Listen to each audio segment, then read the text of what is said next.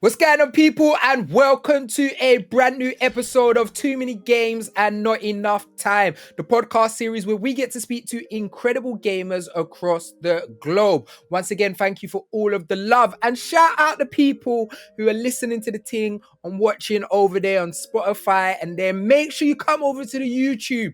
Give us the thumbs up, drop the comments, you get me? We need to share this around the world.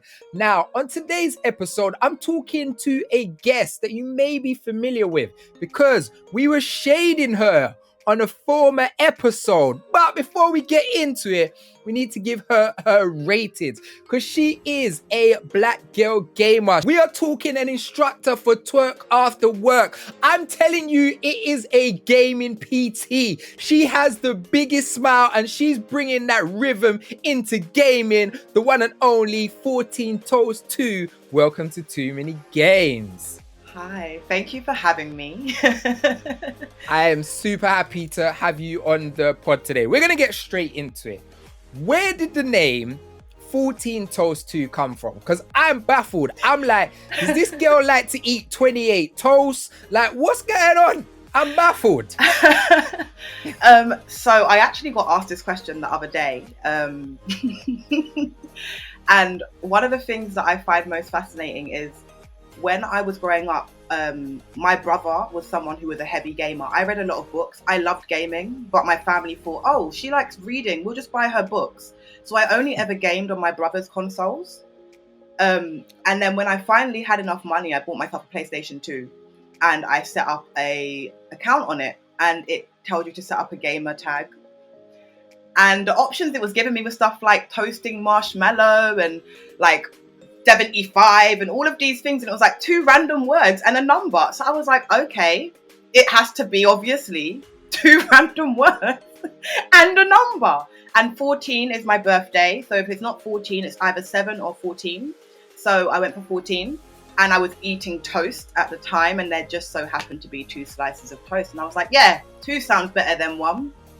And I've had multiple opportunities to change it, but I'm definitely committed to the name now. Now that is hilarious. I was proper like, what is the origin story of this name? Like, I really want to know, because I'm like, does she just love toast? One time she yammed 28 slices of toast or something? I love toast. What's your go-to on your toast? Just butter. I love plain butter. Like, I love a plain toast, just butter. Oh my gosh, like, just give me like a pile of them and I'll sit there. I like that, but I'm more a peanut butter on toast. But no butter on the peanut butter though. I think them people are evil. I don't trust you, them people. All right. 14 toast, we're getting straight into it. Straight in. What is this? Is that the Buster sword? Oh, you know it is, yeah? Well, now I do. I have been ripped. I have been absolutely ripped by friends, family, unknown individuals, people I don't even know be coming at me. I'm so sorry. Like, my mum was the gamer in my family. She was the one who got me into gaming. So my gaming introduction was a little bit different. I played games like Adam's Family. And, so I wasn't playing all of these games, and my brother probably has a very, very big idea of what that sword was before, obviously, I recently found out. But he shaded me. He was disgusted at how I did. Like, he was like, wow, sis, like, wow. Now, on a serious note, I just want people to know this is all joke, this is all banter. At the end of the day, as a gamer, you should be able to play any game you want. But for jokes and giggles, I was there vexed. I was like, nah. Loads of people were. I'm like, I swear you said, is it Link's sword? I'm sorry, it looked like it. Link's got some little skinny sword. It's the little dagger thing, yeah. And the thing is, I know exactly what. That's the Master Sword. I didn't know that was what it was called. Yeah. But I do want to highlight, I have been playing The Legend of Zelda Ocarina of Time on my Switch, because obviously everyone was disgusted that I had never played this game, and it's actually a really frustrating game because I'm sorry, why am I like stuck in some cave and there's no indication as to the fact that I'm meant to jump off a cliff and go through some spider web on the ground? Like, All right, so let's get straight into that. So, for anyone who doesn't know, we're cracking joke as the Black Girl Gamers did an incredible piece of content where they got some incredible gamers like 14 Toast, Peach, Tori, previous guests that have been on Too Many Games, and Jazina Plays, and they was asked pop quiz questions about different gaming things, and 14 Toast 2 was like in the like -6 or something like that. She was in the minuses. I didn't even know you could get a minus in a score, but yeah, she was in the minuses. And what's really, really dope is that obviously you could have taken that like people getting on you in an offensive way, but you've taken it in a jokey way, because it obviously it's all jokes. It's all jokes. Anyone who's serious about it is an idiot, but actually went and explored a game. Now, Ocarina of Time is one of my favorite games. Like, I love Ocarina of Time, but gaming has changed so much because one of the biggest complaints on something like God of War is when the puzzles are happening, Atreus tells you, oh, why don't you look over there? Where back in the days, you didn't really get that. Like, you was really kind of lost. Like, use your mental skills. And at this time, you're like, I'm sorry, what? And this was like, use your mental skills, and there's no internet to go online and see how to do it. Like, if you didn't know what to do in Ocarina of Time, you had to wait for a magazine to come out. You had to buy it from the shop.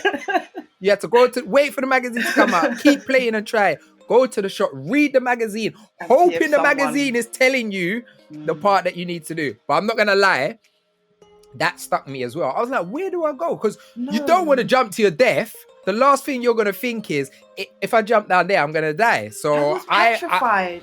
So I get you. The first time I did that dungeon, I was thinking, but how are you finding playing? Because obviously, in terms of visual aesthetics, it hasn't aged well, but it is like one of the greatest and beloved Zelda games. So how do you feel playing that like so late behind? For me, I don't think I'm someone who really cares about keeping up with like when things are going on. Like, there are a lot of games that have come out that I'm very interested in. I have not yet played. I only downloaded like Heavy Rain like 2 years ago and started playing it, and I know it's an old game, but I was really living my best life while I was playing it. I was like, shock horror, what is this? Like, I was living like it was my best life. And I think playing Ocarina of Time at the moment, I'm enjoying it. People are like interacting with me about it when I post stuff on my stories. I'm like, oh yeah, I remember this game. Like, someone messaged me on Instagram and was like, this game was like the first game that I ever played and it held me, and I was like, oh, love it, like giving me little background stories and stuff. But unfortunately, I've left Ocarina of Time because Civilization has me in a chokehold, and yeah, I can't escape. So that's where we are right now. Well, if you look on your screen right now, you can see your Care Bears giving you the side eye because you left Ocarina of Time. Look at the side eye. It's not impressed. It's like, what do you mean you left the greatest game ever? Yeah. So are you really into strats? Saying that you've been playing Civilization. I wouldn't say I typically like strategy games per se. I like stuff like Call of Duty. I like first-person shooter games.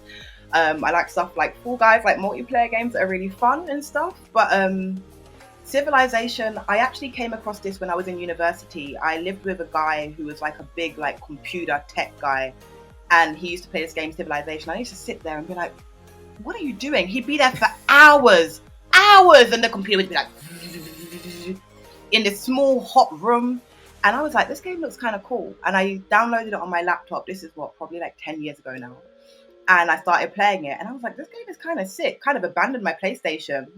And I played it until my laptop decided to give up on me. And then I stopped playing it for a while. And then I downloaded it again. And every now and then I go back. And now I've got my Switch. I have been like living my best life. So since Christmas, I've pretty much been playing Civilization every single day. Typically strategy is not my thing, but I am having the whale of a time trying to get this culture victory. These people keep swiping in and they keep going to war with me, which is definitely hindering my tourism skills, like my tourism level. So I need to figure out how to stop them going to war with me, but it's because I don't want to agree to trades. Because I love this. This is the thing that I find so incredible about gaming, because obviously we're bantering at the beginning about the Buster Sword and stuff like that. But for you to be able to play Ocarina of Time just recently, which is a game that one of the games that I grew up on, and a pinnacle of why I even play video games and why I became a gamer, to Civ, like, I am not even a strats guy like that. For you, Civ to actually suck you in, and to know that when people used to play Civilization back in the day, they needed a big PC. And like you said, his PC was on fire just to run it. And you're able to run that on a little handheld hybrid console. Yeah. That looks almost like an iPad, and how you can just run that with technology is incredible. And that's one of the things that I love about the whole gaming experience. Yeah. So let's take it back a little bit and talk about, you said obviously your brother was like the main gamer in the household. Yeah. And you actually, your first console yourself, you actually bought it. So it wasn't even like you was given a console. So tell me a little bit about your first gaming experiences. So my first gaming experiences looked a little bit like my stepdad having an Atari, and he wouldn't let anyone play it because that was his game.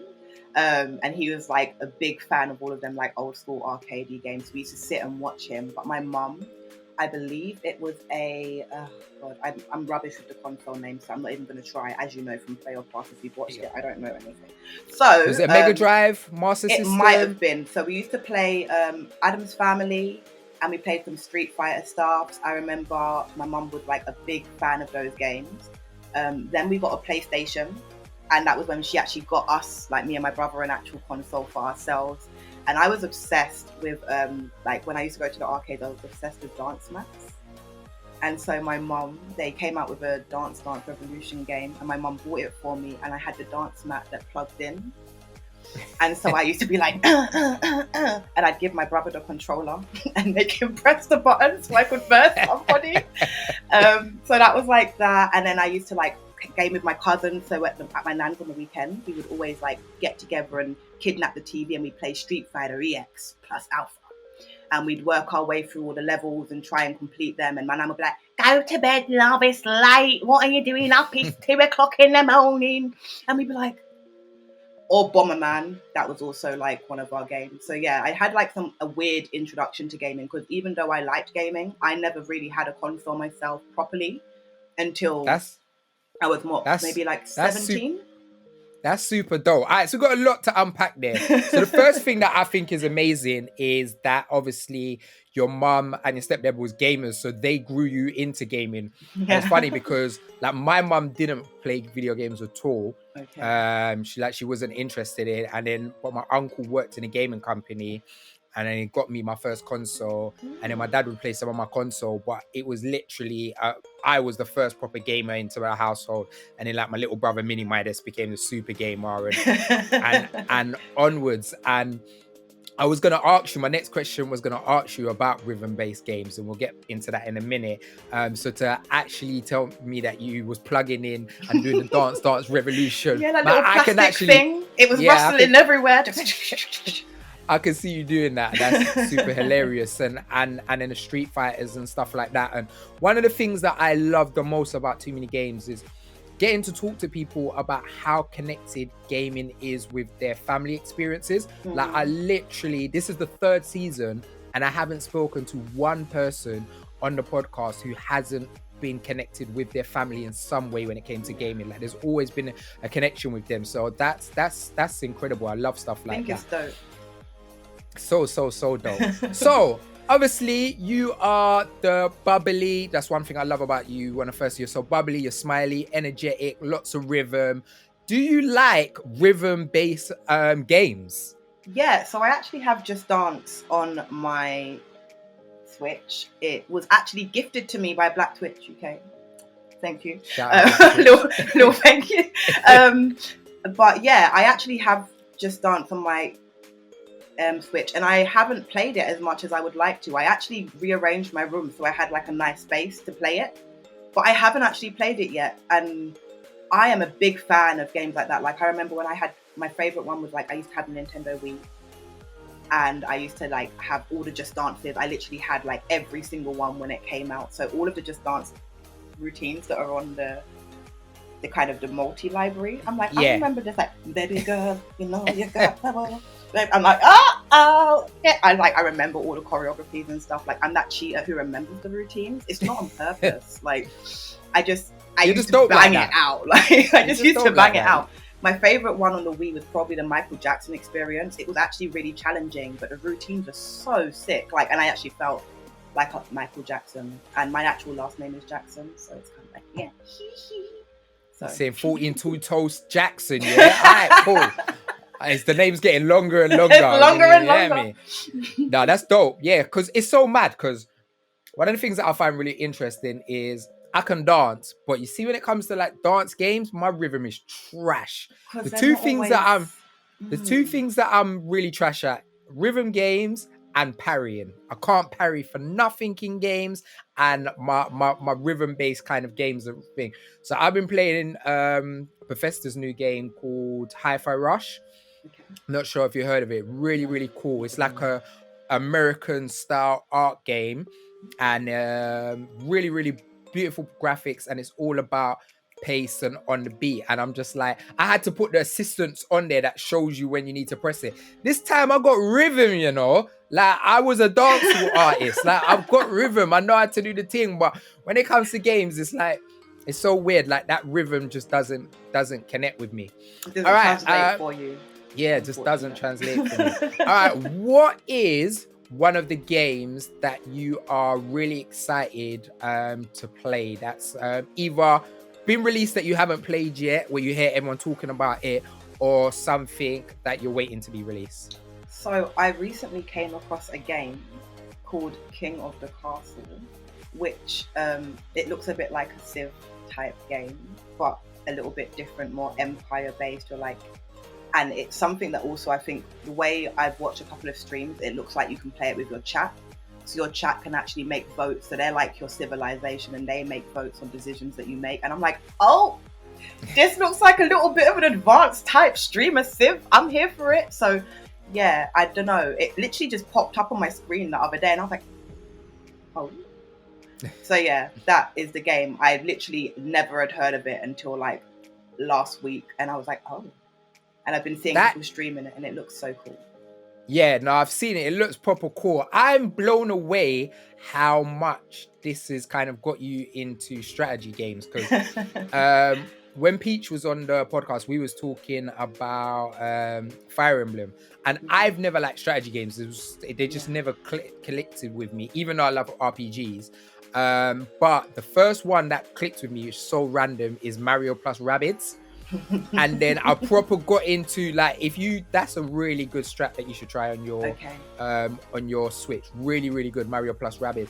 And that sucked me in. And then after that, I started getting into different strats, but I haven't got into like the sim builders, like the civilizations and stuff like that. But that's something that I definitely want to kind of sink my teeth into and kind of really but look, we are running out of time. We're only a short form podcast, but before we leave, I want to know a bit about what is your plans in this space, because one of the things that's interesting about you is I know you've done various things. So I know you're YouTubing for a while, and then I know you started streaming, and you're instructing your dance and stuff, and then you did some really incredible stuff with Jayan Lopez for Black Girl Gamers with Adidas, and campaign was sick, and really proud for you being able to achieve something like that. But what would be really short version 14 Toast's plan?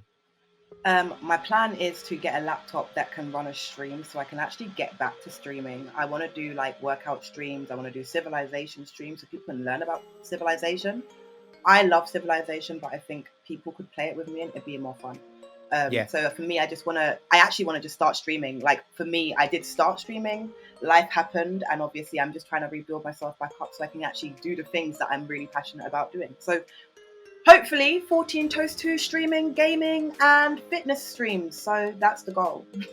That's dope, man. And it's really important. Life will life you. So when life gets in the way, like making sure that you can actually get your mental health right, and build yourself back up to be able to be at a place where you want to be is incredible. 14 Toast 2, sorry, we ran out of time. Thank you so much for coming onto the podcast.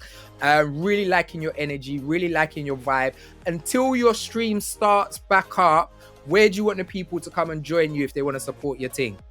If you want to support me on Instagram, I am at IeshaLucci_XO, IeshaLucci_XO. And on Twitter, I am 14Toast2. On Twitch, I'm also 14Toast2. Maybe one day I'll pop up with an IRL stream. Who knows? Maybe she will. So she's not 28 Toast. She is 14 Toast 2. Thank you so much for staying to the end of the podcast. You're the MVPs. Make sure you hit a thumbs up. Make sure you comment below. Let me know if you're feeling 14 Toast's vibe. Let me know what game that you've played from a strats that's really sucked you in. I've been Mr. Midas. She's been 14 Toast 2. We out of here. Peace.